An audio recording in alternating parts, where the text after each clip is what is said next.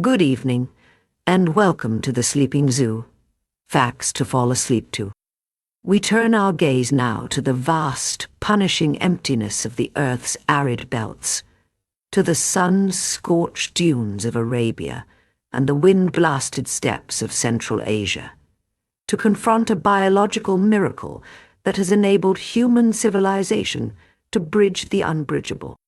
These are the titans of the wasteland, the dromedary camel, Camelus dromedarius, and the Bactrian camel, Camelus bactrianus. Creatures that are not merely survivors of the desert, but its undisputed masters. To look upon a camel is to witness a suite of physiological adaptations so extreme and so specific that they border on the extraterrestrial, a biological machine designed to operate where life should theoretically fail. They are the living definition of endurance, animals that have converted the scarcity of the void into a thriving existence, carrying the history of trade, religion, and empire upon their humped backs. We begin our journey by dismantling the common perception of these animals as clumsy, ill-tempered beasts of burden, and reconstructing them as the sophisticated, high-efficiency survivalists they truly are, starting with the deep, often surprising history of their lineage. It is a supreme irony of paleontology that the quintessential animal of the Old World actually forged its evolutionary identity in the verdant woodlands of North America. 40 million years ago, during the Eocene epoch, the ancestors of the modern camel, creatures no larger than rabbits, began a slow transformation that would eventually lead them across the Bering Land Bridge and into the harsh environments of Asia and Africa. This migration was a journey into desiccation, and the selective pressures of the drying climates honed the camelid form into the marvel we see today. This allows the rest of the body to act as a radiator, dissipating heat directly from the blood to the air without the barrier of subcutaneous blubber that keeps a seal or a whale warm. It is a design for heat shedding, not heat retention. Metabolically, this fat is a gold mine. When metabolized, it produces energy and a byproduct known as metabolic water. For every gram of fat processed, the camel gains more than a gram of water, a chemical alchemy that helps sustain hydration from within. When a camel is starved or exhausted, the hump does not disappear, but rather droops and flops to the side, a deflated fuel tank waiting to be refilled. The management of water within the camel's body is a feat of physiological engineering that rivals any industrial desalination plant. Every aspect of their biology is tuned to prevent moisture loss. We begin at the nose, which is not merely an airway but a moisture trap. The nasal passages are lined with intricate scroll-like bones called cuturbinates, which provide a massive surface area covered in mucous membranes. When the camel exhales, the warm, moisture-laden air from the lungs passes over these cooler turbinates. The water vapor condenses on the mucosal surface and is reabsorbed into the body, while the air that leaves the nostrils is cool and dry. This mechanism alone saves liters of water every day that would otherwise be lost to the desert air. Furthermore, the nostrils themselves are muscular slits that can be hermetically sealed at will, shutting out the abrasive, choking sand of a dust storm while retaining internal moisture. Traveling deeper into the body, we encounter a blood system that is unique among mammals. The red blood cells of the camel are not the standard biconcave discs found in humans or dogs, but are oval, elliptical corpuscles. This shape is a critical adaptation to the viscosity of dehydration. When a normal mammal becomes dehydrated, its blood thickens and the round cells clump together, leading to clot formation and circulatory failure. The camel's oval cells, however, continue to flow smoothly even when the blood becomes thick and syrup-like due to extreme water loss. They align with the flow, sliding past one another in the capillaries, ensuring that oxygen continues to reach the vital organs, even when the animal has lost nearly 30% of its body weight in water, a level of dehydration that would be instantly fatal to a human. Conversely, when the camel finally finds a watering hole, these same red blood cells demonstrate an incredible structural resilience.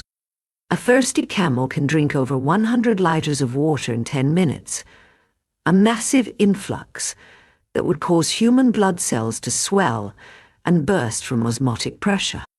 The camel's cells, however, can expand to nearly 2.5 times their original size without rupturing, allowing the animal to rehydrate instantaneously without risking osmotic shock.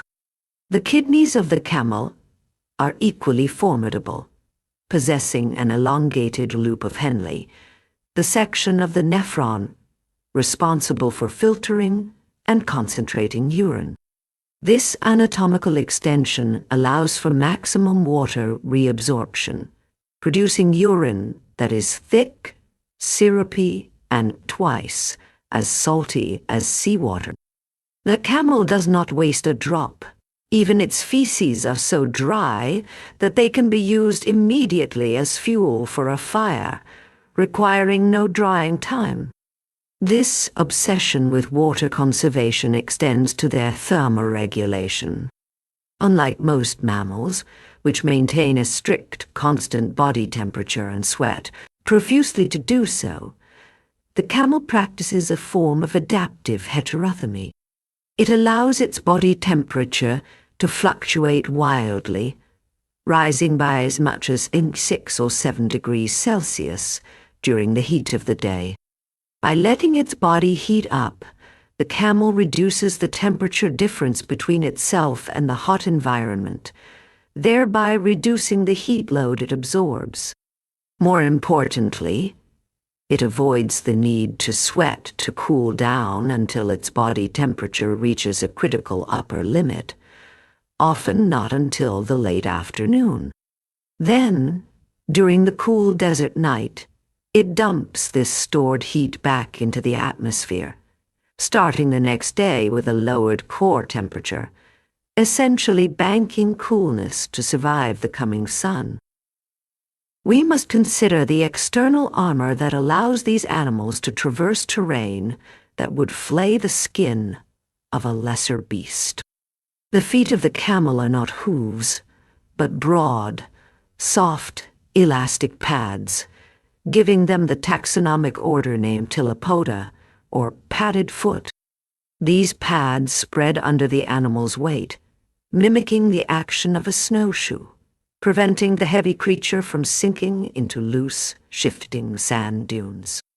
The sole is tough and keratinized, impervious to the burning heat of the desert floor, allowing the camel to march comfortably on sand that is hot enough to bake bread. At the end of the toes are small, nail-like hooves, providing traction on rocky surfaces.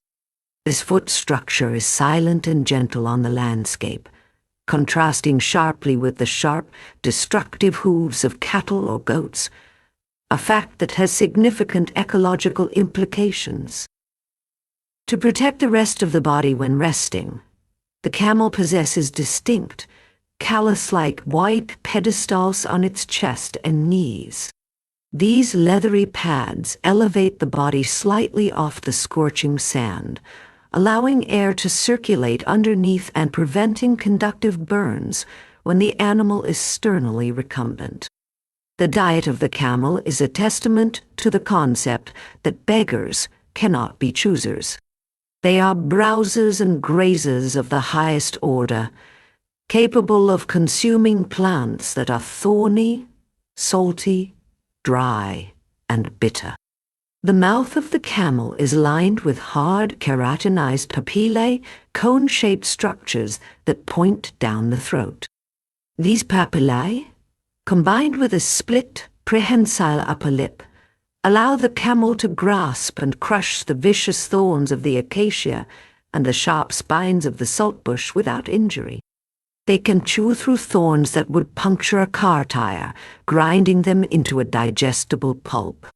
Their tolerance for salt is extraordinary. They can drink brackish water and eat helophytic plants with high salt concentrations that would kill other livestock. This ability allows them to thrive in the salt pans and sebkes, where no other large herbivore can survive. Digestion is facilitated by a complex, multi-chambered stomach that functions similarly to that of a ruminant, allowing them to regurgitate food as cud and chew it a second time to extract every calorie from the fibrous, nutrient-poor desert vegetation.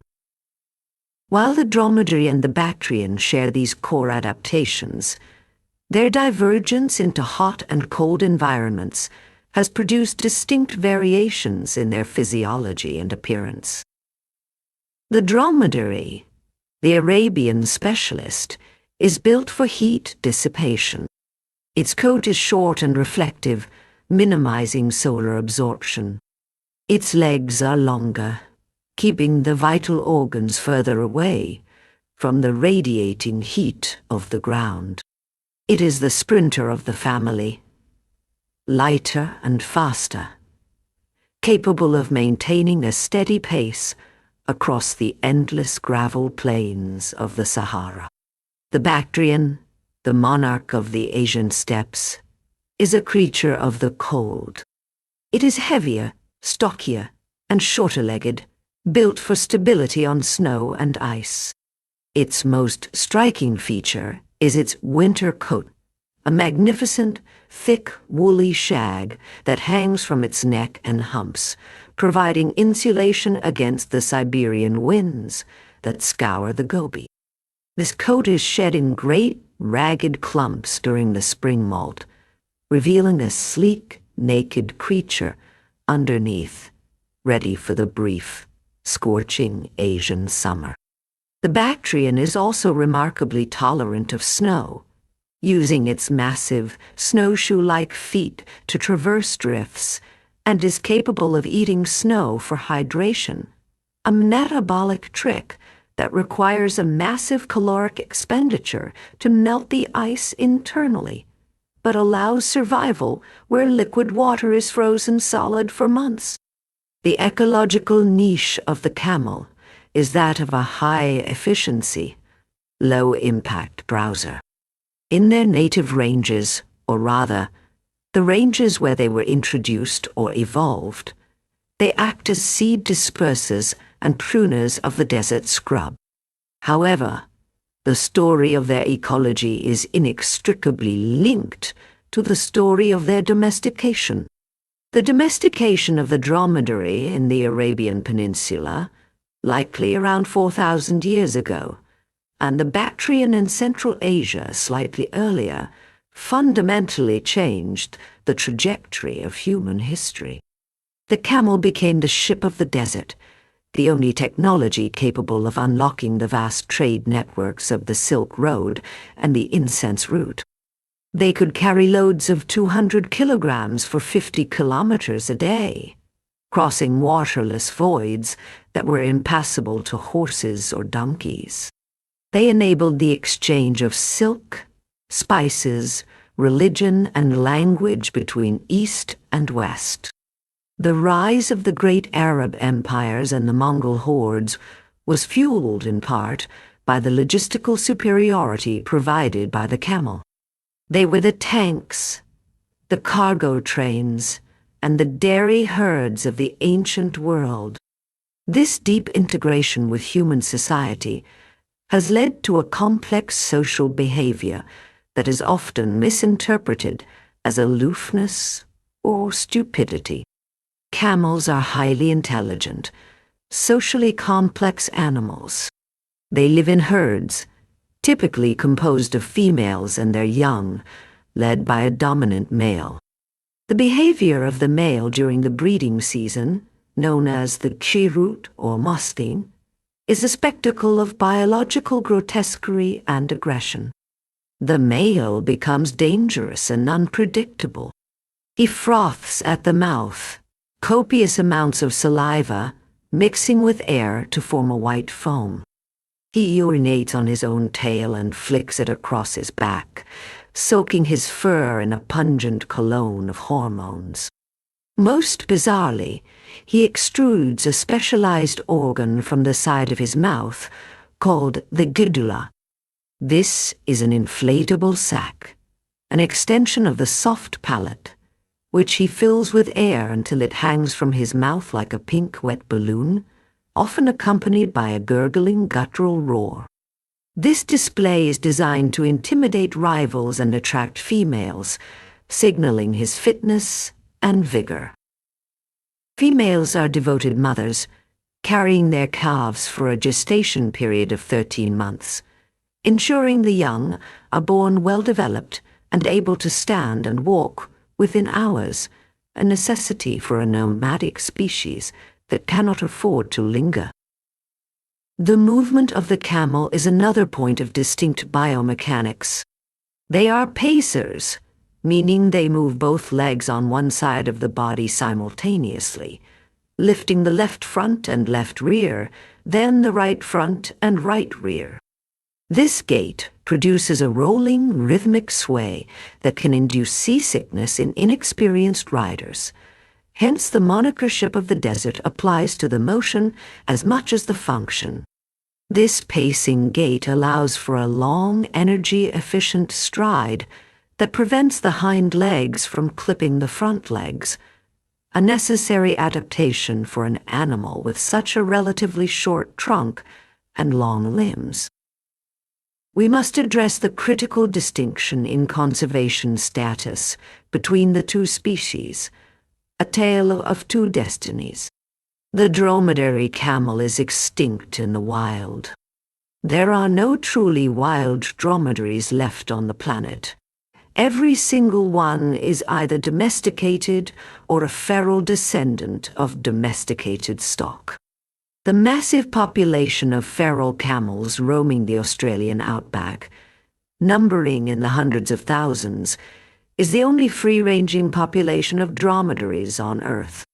Imported to Australia in the 19th century to explore the interior and build infrastructure like the telegraph lines, they were released when the internal combustion engine rendered them obsolete.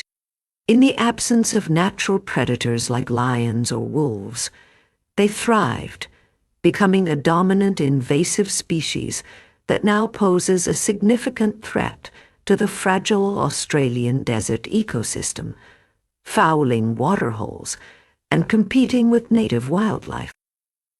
Conversely, the wild Bactrian camel, Camelus ferus, is a distinct species from the domestic Bactrian, separated by over 1 million years of evolution.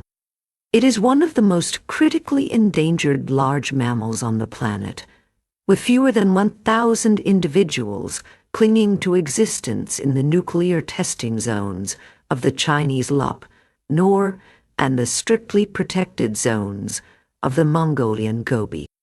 These wild camels are genetically distinct, leaner, with smaller, more conical humps, and possess the extraordinary, unique ability to drink water that is saltier than the ocean, a physiological superpower that even the domestic camel does not fully share. They face the threats of habitat loss, competition with domestic camels for grazing, and hybridization, which threatens to wipe out their unique genetic lineage. The cultural footprint of the camel is as deep as its footprints in the sand. In folklore and legend, the camel is a creature of duality, often portrayed as grumpy and obstinate, yet revered for its resilience.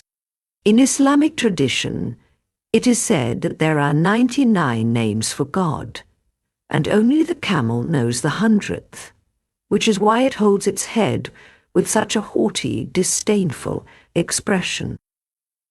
The Prophet Muhammad's favorite she-camel, Qaswa, allowed him to travel safely and determined the site of the first mosque in Medina by kneeling to rest, embedding the animal deeply in religious history. In the Christian tradition, the Magi, or 3 wise men, are inextricably linked with the image of the camel caravan traversing the night, following the star. To the Bedouin tribes of Arabia and the Tuareg of the Sahara, the camel is life itself. It is the Yata Allah, the gift of God. There is a rich oral tradition of poetry dedicated to the beauty of the camel, describing its eyes, its gait, and its loyalty with the same passion one might reserve for a lover. The camel provides milk, which is rich in vitamin C and immune-boosting antibodies, critical in a diet lacking fresh fruits. Its wool is woven into tents and cloaks that protect against the heat and cold. Its dung fuels the fires that cook the evening meal. Even in death, it provides meat and leather. The entire culture of the desert nomad is built upon the back of this animal. Without the camel, the human habitation of the deep desert would have been impossible. However, the popular culture perception of the camel often leans towards the comical. We see them as the spitting, kicking curmudgeons of the zoo, the camel designed by committee punchline. This spitting behaviors is actually a defensive regurgitation of partially digested stomach contents, a foul-smelling, acidic projectile vomit designed to repel predators and annoyances, a tactic that is undeniably effective. The notion of the camel as stupid is a grave miscalculation. They are excellent problem solvers with long memories. A camel that has been mistreated will remember the specific individual responsible for years, and may wait for an opportune moment to exact revenge, a trait that demands respect and fair treatment from their handlers. The ecology of the camel also includes a fascinating array of commensal and parasitic relationships. They are hosts to specific ticks and flies that have evolved to breach their thick skin. In the wild, and in traditional husbandry, birds like starlings and oxpeckers play a role in pest control, gleaning insects from the camel's coat. The death of a camel in the desert creates a localized ecosystem, a resource pulse that feeds vultures, hyenas, and insects in an environment where protein is scarce. Their skeletal remains, bleached white by the sun, become landmarks in a featureless terrain, calcium deposits that are slowly reclaimed by the rodents of the dunes. Let us look closer at the wild Bactrian camel's struggle, for it is a saga of survival against the odds. These animals inhabit the Gashun Gobi, a place known as the place of no water. Here, they survive on moisture locked in the permafrost and the saline springs that would poison any other creature. Their ability to process this salt water is not fully understood, but likely involves a modified cellular transport mechanism in the gut and kidneys that actively pumps excess salt out while retaining the water molecules. They are survivors of the Ice Age, contemporaries of the woolly mammoth and the woolly rhino. Yet while those giants fell, the wild Bactrian endured, retreating into the harshest corners of the globe where humanity could not follow. Their conservation is a desperate battle. The Great Gobi, a strictly protected area in Mongolia, is their last stronghold. Rangers patrol vast, empty distances to protect them from illegal mining and hunting. The threat of hybridization with domestic camels is existential. If the wild genes are diluted, the unique adaptations that allow them to drink brine may be lost forever, extinguishing a lineage that has survived for millions of years. In Australia, the feral dromedary presents a different challenge, a case study in what happens when a highly adapted species is introduced to a naive ecosystem. They are incredibly successful, doubling their population every 9 years. They roam in huge herds, smashing down fences, destroying infrastructure in remote Aboriginal communities, and stripping the vegetation that native marsupials rely on.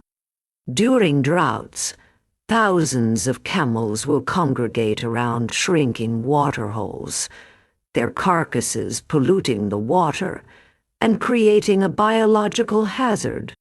The management of these populations, often through aerial culling, is a grim necessity to protect the biodiversity of the Australian desert, a stark reminder of the unintended consequences of human interference in ecological systems.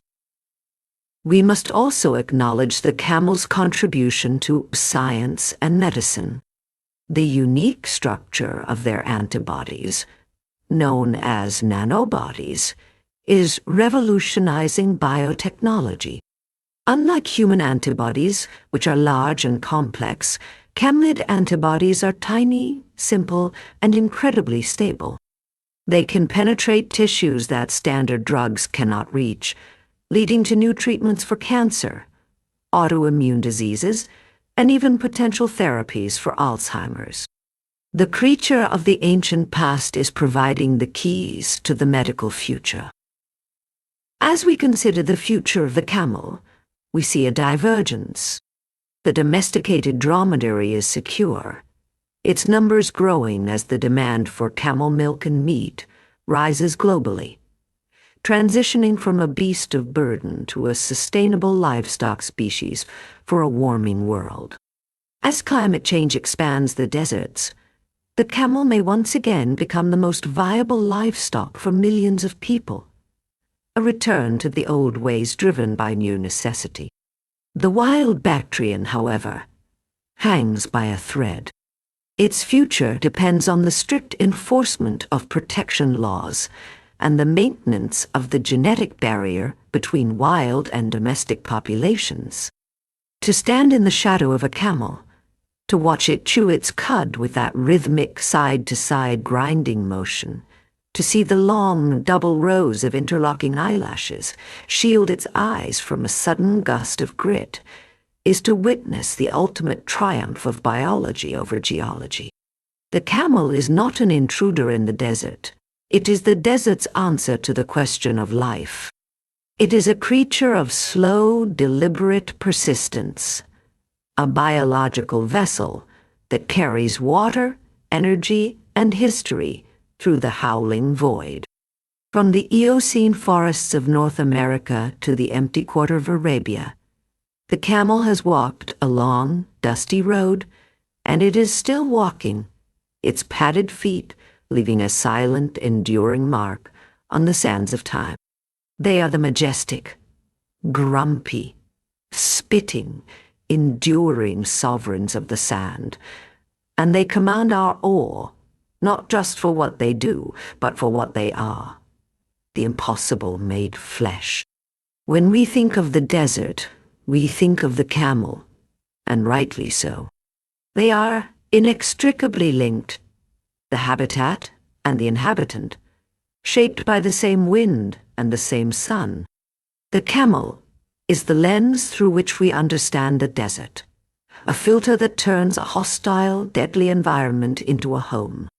Whether it is the feral herds thundering across the red earth of Australia, or the solitary wild Bactrian sipping brine in the shadow of the Chinese nuclear test sites, the camel remains a symbol of life's stubborn refusal to be extinguished.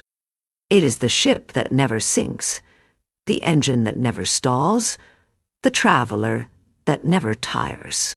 It is, simply and profoundly, the camel. Thank you for listening.